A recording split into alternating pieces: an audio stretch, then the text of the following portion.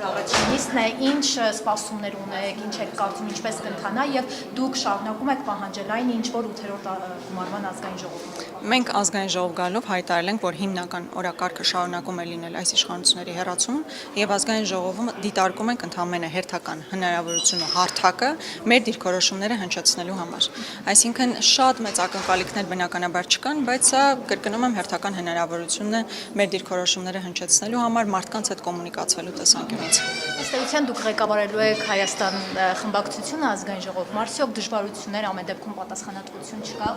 Մեծ պատասխանատվություն է, դժվարություններ հավանաբար կլինեն, բայց կարծում եմ պատրաստ ենք ցանկացած մարտահրավերի, որովհետև պատկերացնում ենք ինչ ենք ուզում ստանալ, առաջիկայում ինչ ենք պատկերացնում։ Եվ Տիկին Գրիգորյան, ուժեղ Հայաստան խմբակցության հետ քննարկումներ լինելու են, չեն լինելու ձեր կոմունիկացիաները, համագործակցությունները ինչ որ հարցերի շուրջ եւ արդյոք իշխանության հետ որևէ,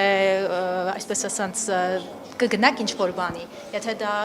ինչ որ օրենքներ են կամ իշահ երկրի։ Մենք ընդդիմադիր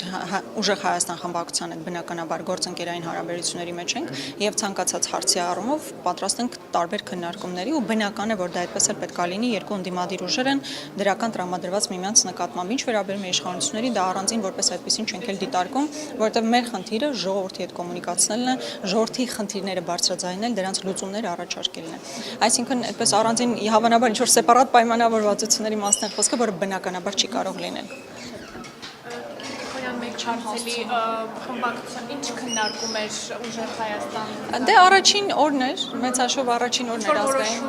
առաջին օրն էր ազգային ժողովում, մի քանի դիրքորոշումների ուղղակի հստակեցումներ տեղի ունեցան Հայաստան Դաշինքի ուժեղ Հայաստանի, մենք բնականաբար գործընկեր խորհրդարանական խմբակցություններ ենք, բայց դա չի նշանակում, որ իդենտիկ նույն դիրքորոշումներն ունենք, ուղղակի առաջին աշխատանքային օրն էր, փորձեցին կարճ քննարկում ունենալ, բայց ես տեսնում եմ գնամ արդեն հարց ուղղակի վեհապարի հետ կապված ուժեղ Հայաստանն ասում է որ կանոնակարգի խախտում է վեհապարի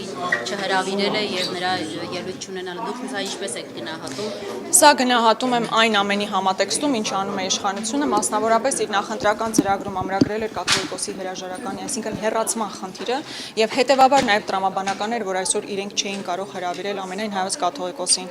բայց կրկնում եմ սա աննախադեպ իրավիճակ է որովհետեւ օրհնություն մեծ հաշվով խորհրդարանը չի ստացել վեհապարի կողմից իսկ երկու խմբակցություններն էլ երեկոյան կգնան կաթողիկոսի մոտ օրհնությունը ստանալու